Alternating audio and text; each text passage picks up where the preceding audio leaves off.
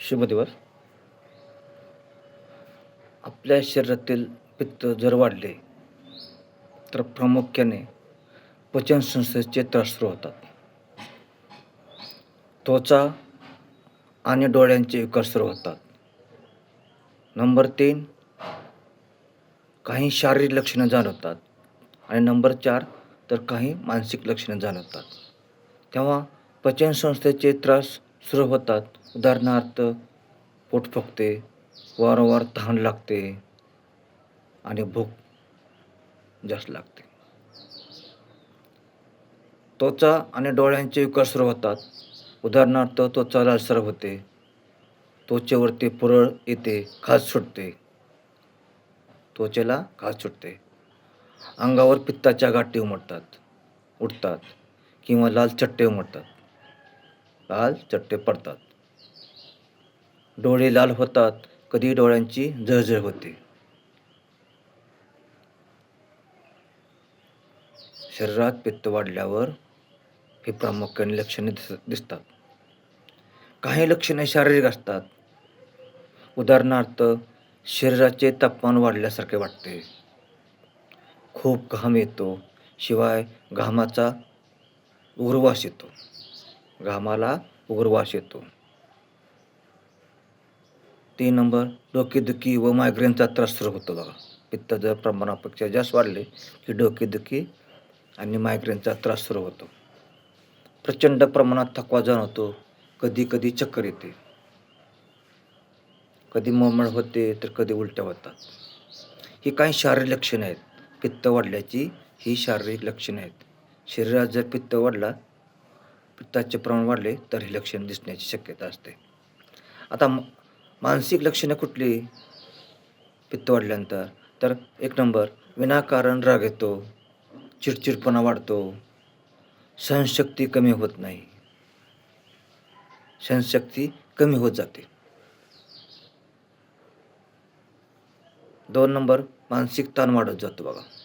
जर पित्ताचे प्रमाण वाढले तर मानसिक ताण सुद्धा वाढतो, झोप लागत नाही, निद्रानाश होतो. काहीही कारण नसताना राग येतो,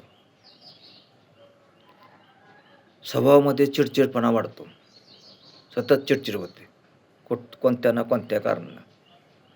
एवढंच नाही तर सहन करण्याची ताकद अशा रुग्णामध्ये राहत नाही. पित्त वाढलेल्या रुग्णामध्ये सहनशीलता राहत नाही, सहनशीलता ही कमी होत जाते आणि मानसिक ताण वाढत जातो.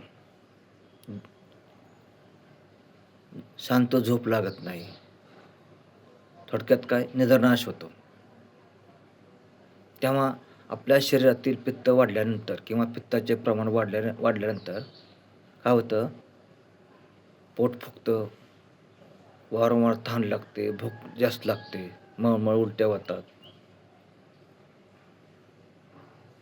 तसेच त्वचा लालसर होते, त्वचेवर कधी कधी पुरळ येते तर कधी त्वचेला खाज सुटते पहा.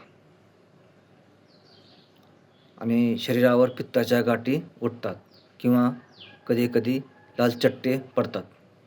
जर पित्त वाढले तर लाल चट्टे देखील पडतात.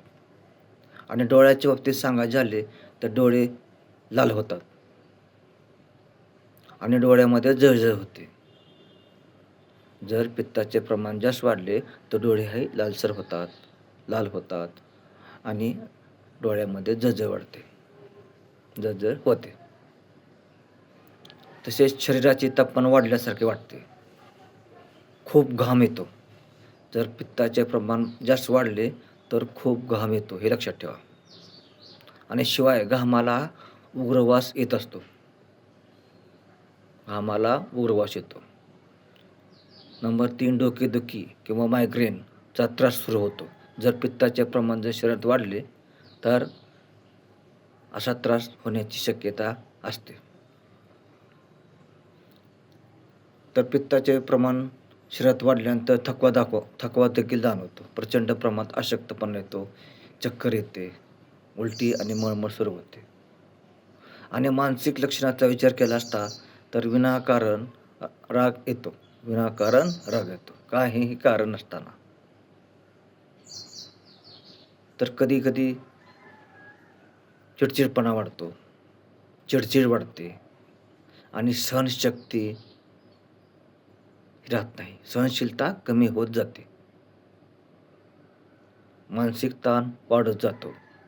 शांतपणे झोप लागत नाही. थोडक्यात निद्रानाश होतो. जर आपल्या शरीरातील पित्त वाढले तर अशी काही प्रमुख लक्षणे दिसतात.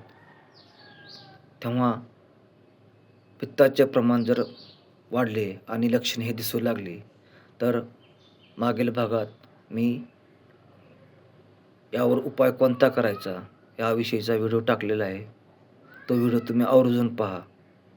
चॅनेलला नवीन असाल तर सबस्क्राईब करा आणि नवनवीन व्हिडिओ पाहण्यासाठी बेल आयकॉनला टच करा. पूर्ण विराम घेतो. धन्यवाद.